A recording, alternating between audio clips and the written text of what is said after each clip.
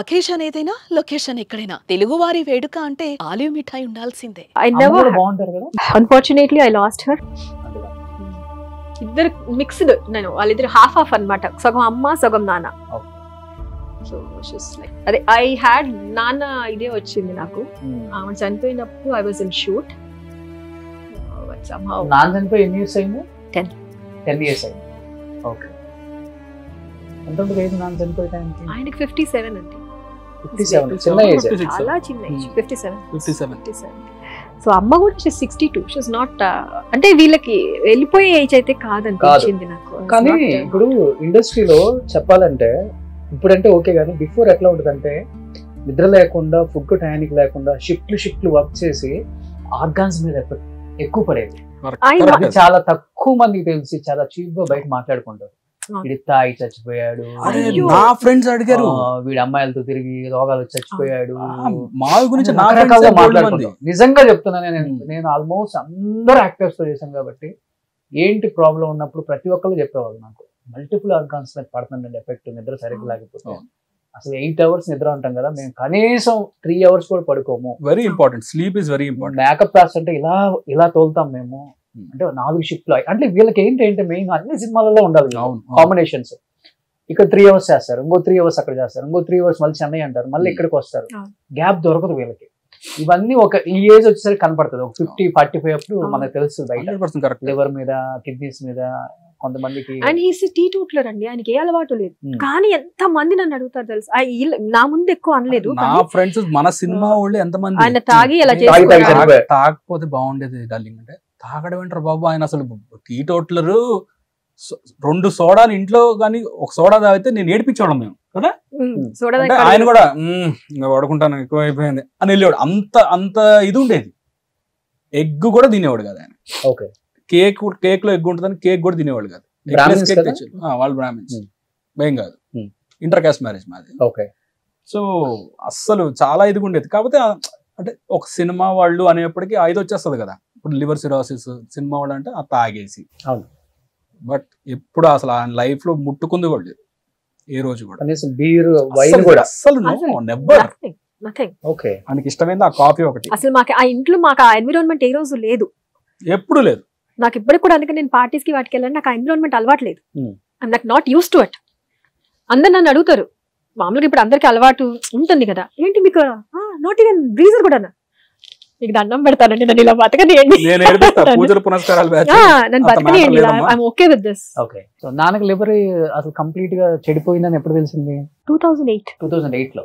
Okay. I was just 20s, early 20s లో ఉన్నాను. I'm like 2008 లో ఇక్కడ బ్లడ్ వామిటింగ్స్ అదంతా అయినాయి.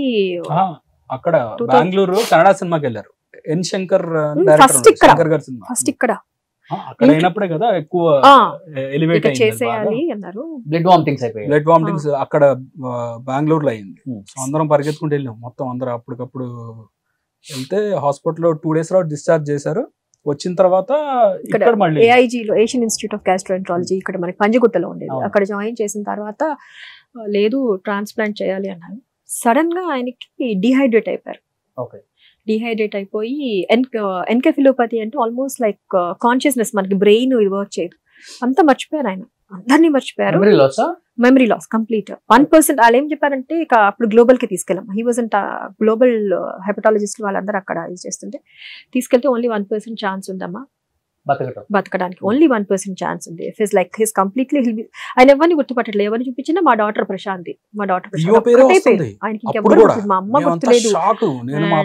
డాక్టర్స్ కి ఎవరు వచ్చినా మా డాటర్ ప్రశాంతి. సో అందరూ ఒకటే మొక్కుకున్నాం. ఆయన సెట్ మార్నింగ్ కి ఆయన కొంచెం బెటర్ అయ్యి నార్మల్ హిస్ లైక్ రికగ్నైజ్ చేసి అంత నార్మల్ గా మాట్లాడితే then we can try to operate him. And మీరు లోపల I used to be very chubby, అంటే బాగా లా ఉండేదాన్ని.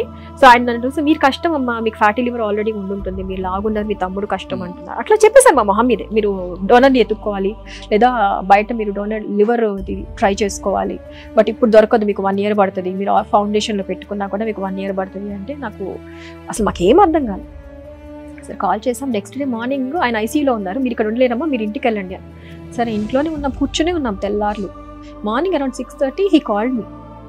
హాస్పిటల్ నుంచి బయట ఐసీయూలో నుంచి నడుచుకుంటూ వచ్చేసేసి కాల్ చేశారు. డాడీ అమ్మా ఏంటమ్మా వెళ్ళిపోయారు, ఎవరు రాలేదు, నేను ఒక్కనే ఉన్నాను రా వచ్చేసానంటే నాకు లైక్ ప్రాణం లేచి వచ్చింది. మా అందరికి తెల్లార్లు దేవుళ్ళకి దండం పెట్టుకుంటూ ఉన్నాం, ఆయన సెట్ అవ్వాలి, ఆయన సెట్, అట్లీస్ట్ ఆయన మామూలుగా గుర్తుపట్టి మాట్లాడితే అప్పుడు will try to operate him అన్నారు.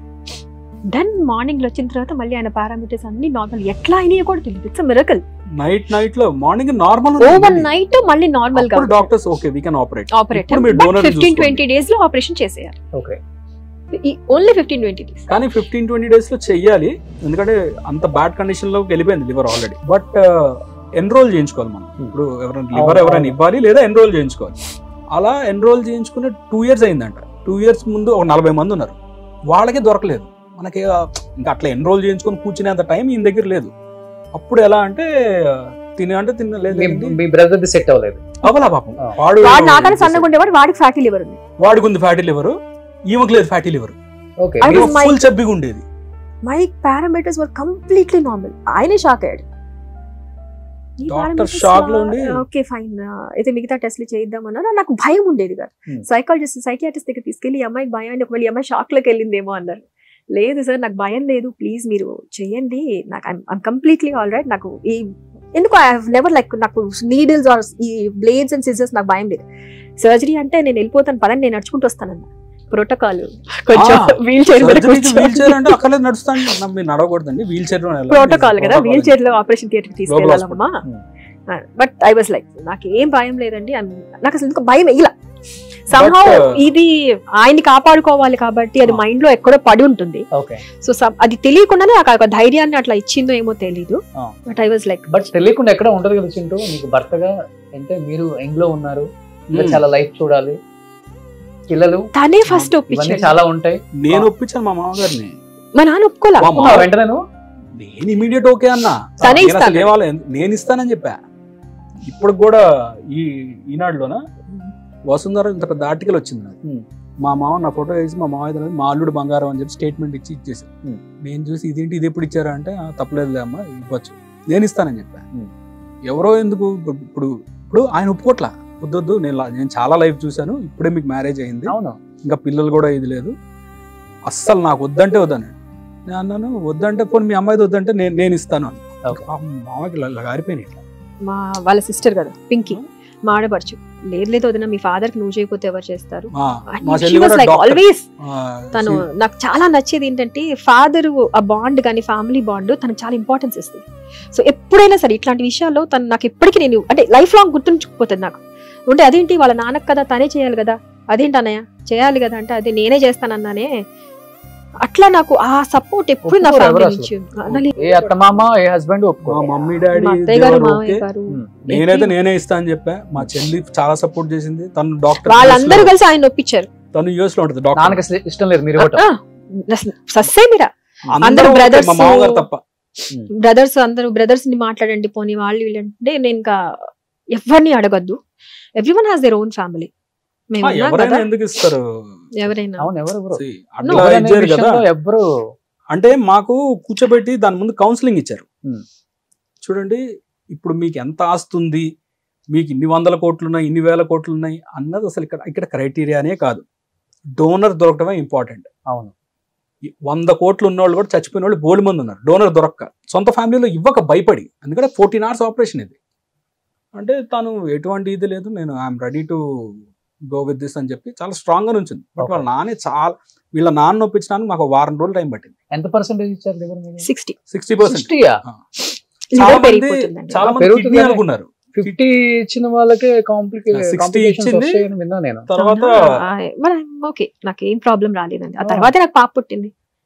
60% లివర్ ఆపరేషన్ అయిన తర్వాత ఆపరేషన్ తర్వాత కొంచెం గ్యాప్ చెప్పారు ముందే, మీకు సర్జరీ అయితే మినిమం 3 to 5 years గ్యాప్ ఇవ్వాలి, బికాస్ ఎక్స్పాండ్ అవ్వడం అవంతా కొంచెం రిస్క్ అవుతుంది అప్పుడు బేబీ అంటే మీకు. So you have to give a gap అంటే మేమైతే we are okay for anything. ఆయన బతకడం ఇంపార్టెంట్ అనుకున్నాం. ఓకే 5 years కాబట్టి 10,000 వెయిట్ చేస్తాం పిల్లలకి. బట్ ప్రాణం కాపాడిన వాళ్ళు అవుతాం కదా, ఉంటది కదా. ఇప్పుడు మేమిద్దరమే ఎంతో క్లోజ్, వీళ్ళకన్నా నాతో నేను ఎక్కువ టైం స్పెండ్ చేశాను తర్వాత. ఓకే, సో లేదు కంపల్సరీ ఆయన అంటే తను చాలా స్ట్రాంగ్ గా మెంటల్ ఫిక్స్ అయింది. సో లక్కీగా మా మమ్మీ డాడీ, మా చెల్లి, అందరూ సపోర్ట్ చేశారు కాబట్టి. సో ఆపరేషన్ తర్వాత నాన్న కళ్ళు తెరిచిన తర్వాత చెప్పిన ఫస్ట్ మాట ఏంటి? నాకు తెలీదు. ఈమె ఇక్కడ నేను నీవు కూడా పక్క రూమ్ లో ఉన్నా కదా, పక్క రూమ్ లో ఉంది ఇద్దరు కదా? పక్క పక్క రూమ్ లో. Okay. I was there for almost like, నేను ఇంకోటి ఏంటంటే సర్జరీ తర్వాత మళ్ళీ నేను అన్కాన్షియస్ స్టేజ్ లోకి వెళ్ళిపోయాను. I had issues with blood percentage చిన్న పడిపోయింది, complications కాంప్లికేషన్ వచ్చింది నాకు అప్పుడు ఒక రోజు. Then they had to transfer platelets, blood ఇదైపోయింది, పర్సెంటేజ్ పడిపోయింది నాకు. Okay. So I was unconscious. మళ్ళీ ఆయన టెన్షన్ పడిపోయారు అప్పుడు, ఆయనకు తెలియకుండా వీళ్ళు చాలా ఇది చేసి 2 days తర్వాత నేను మళ్ళీ కాన్షియస్, మళ్ళీ ఇది వచ్చింది నాకు. ఓకే. సో బట్ చాలా బాగా అప్పుడు ఇట్ వాస్ గుడ్, బాగా కేర్ తీసుకున్నారు. అండ్ డాక్టర్ రవీంద్రనాథ్ గారు వీళ్ళందరూ, ఎవ్రీవన్ వాస్ బట్ అంత కష్టపడి మీరు ఇచ్చారు కానీ ఇచ్చిన కొన్ని రోజులకి నాన్న లేదు, లేదు, 6 years. 6 years ఉన్నా. 6 years ఉంది. అంటే అది ఏదో 5 years ఏదో ఇది ఉంటుందంటండి. ఫారెన్ లివర్ కి ఇంతే, దాని ఫారెన్ లివర్ అంటారు. So, వేరే ఇంత body tenure అని ఉంటది. అది 5 దాని years అది తర్వాత- ఒకవేళ 5 years దాటిన తర్వాత సెట్ అయింది అంటే ఇక ప్రాబ్లం ఉండదు అన్నారు. బట్ సంహౌ అప్పుడే ఆయనకి మల్టిపుల్ కాంప్లికేషన్స్. అండ్ ఈవెన్ ఆయన 2వ నెల నుంచి వర్క్ స్టార్ట్ చేశారు. సర్జరీ అయిన 2వ డాక్టర్ నెల క్లియర్ గా చెప్పారు 6 months రెస్ట్ తీసుకోండి, తర్వాత ఇదంటే 2 నెలల్లో ఈయన అమెరికా వెళ్ళాడు. 2వ నెలలో ఓకే. ప్రోగ్రామ్ కానీ యూఎస్ వెళ్ళారు. అప్పటి నుంచి మళ్ళీ పని చేయడం స్టార్ట్ చేసి 5-6 years మరి సినిమాలు, ప్రోగ్రామ్స్, మళ్ళీ పార్టీ మీటింగ్లు, పాలిటిక్స్, అంటే ఒకటి కాదు కదా, నెంబర్ ఆఫ్ ఇది పెట్టుకుంటాడు ఆయన. అది కాకుండా మళ్ళీ టెలిఫిలిమ్స్ షూట్ చేసేవాళ్ళు ఈటీవీకి. రామజీరావు గారు దానికి టెలిఫిలిమ్స్ ఆల్మోస్ట్ ఒక 7-8 చేశారా, 1 hour మూవీస్ 7-8 movies చేశారు. సో ఎప్పుడు he's very busy with, he's occupied with lot of things. మీ చేతిలోనే చనిపోయారు కదా? లాస్ట్ గా ఇలా చూసింది కూడా ఇట్లా తన్నే. లాస్ట్ లో అంటే కళ్ళు తెరిచే చనిపోయారు. మనం ఏం చెప్పాడు డాడీ? అమ్మ నీతో ఏదో చెప్పాలి అన్నారు. I have a baby. అప్పుడు పాపను చూశాను ఆయన. హిస్ వాజ్ లైక్, పాప పుట్టిన తర్వాత రెయిన్బో హాస్పిటల్లోనే ఆ మంచం మెట్ల మీద కూర్చొని ఏడ్చేస్తున్నారు. ఇన్నాళ్ళకి నా కూతురు కష్టాలన్నీ తీరాయి అంటే, she has a baby, she's like she's fully తను సెట్ అయిపోయింది. నా లివర్ అంతా ఇచ్చింది కదా, పిల్లలు పుట్టలేదు, పుడతారో పుట్టరో అన్న భయం ఉంటది కదా ఆయనకి. అండ్ ఆయన అసలు ఏడ్చేశారు. ఎవ్వరు అంత ఇది అవ్వలేదు కానీ ఫస్ట్ వెళ్ళిపోయి పక్కన కూర్చొని ఏడ్చేసి వీళ్ళెవరికి అర్థం కావట్లేదు ఏంటి ఆయన ఏం చేస్తానని చూస్తే కళ్ళం గెలితే ఎర్రగా ఏడ్చేస్తున్నారంట. నా బిడ్డ ఇన్నాళ్ళు ఇన్ని బాధలు పడింది, మా అమ్మ సెట్ అయిపోయింది. మీకు బాగా టైం బట్టి ఉంటుంది, మిమ్మల్ని ప్రేమగా చూస్తున్నారు, I was- మీకు ప్రేమ. నేను 3 వేరే- years నేను నన్ను హౌస్ అరెస్ట్ చేసుకున్నాను. I never went out, no సినిమాలకు కానీ ఎక్కడికి వెళ్ళా. నాకు పాప ఉంది కదా, ఒక పాపను చూస్తూ ఇంట్లోనే, బయటికి వెళ్ళాలా నేను. ప్రెగ్నెన్సీలో మీకు ఏమి కాంప్లికేషన్స్ రాలేదా? వచ్చాయండి. ఐ హ్యాడ్ అది ప్రీ ఎక్లెంప్సీ అని, ఐ హ్యాడ్ అది కొంతమంది మల్టిపుల్ ఫెయిల్యూర్, ఆర్గన్ ఫెయిల్యూర్ అయిపోయి చనిపోతారట. So I had that stage. 1,00,000 మందిలో ఒకళ్ళకి వస్తుందంట. I had that complication, not because of this, liver గురించి కాదు, not at all because of this. I had that, అది ఎందుకు ఆ కండిషన్ వచ్చింది somehow. But doctor Pranathi Reddy garu వాళ్ళు బాగా ఇది చేసి చాలా జాగ్రత్తగా, ముందుకు 2-3 days ఐసీయూలో ఉన్నాను. ఉంచి లాస్ట్ మినిట్ లో లేదు ఇంకొంచెం ఉంటే ఈ అమ్మాయి హార్ట్ ఫెయిల్యూర్ అవుతుంది అనుకొని అప్పటికప్పుడు తీసుకెళ్లి సర్జరీ, సి సెక్షన్. బట్ లక్కీగా చాలా చక్కగా పుట్టింది, ఫారినర్ లా పుట్టింది. ఇప్పుడు మీరంతా హెల్దీగా ఉన్నారా? I'm perfectly all right, no complications. ఎప్పుడు నాకు ఏ రోజు ఓవర్ కాంప్లికేషన్స్ ఏ రోజు లేవు నాకు. I'm completely normal. చిన్న అంటారు తలనొప్పులు అవన్నీ నార్మల్ తప్పితే I never had any complications, touch wood.